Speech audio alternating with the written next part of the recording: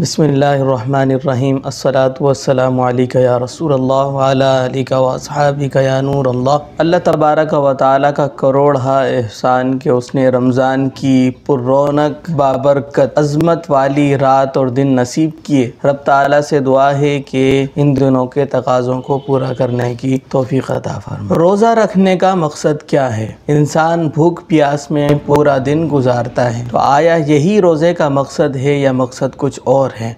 اللہ تبارک و تعالیٰ قرآن مجید فرقان حمید میں ارشاد فرماتا ہے، یا ایھا الذین آمنوا کتب علیکم الصیام کما کتب علی الذین من قبلکم لعلکم تتقون۔ اے ایمان والو، تم پر روزے فرض کیے گئے ہیں جیسے کہ پچھلی امتوں پر فرض کیے گئے تھے تاکہ تم پرہیزگار بن جاؤ۔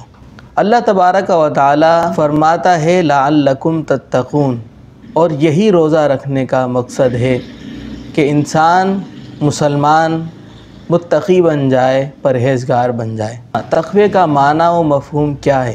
حرام سے اجتناب کرنا، ممنوعات شرعیہ سے پرہیز کرنا تقوی ہے۔ گویا کہ مسلمان اگر ممنوعات شرعیہ سے پرہیز کرنے لگ جائے تو گویا اس روزے کا مقصد حاصل کر لے۔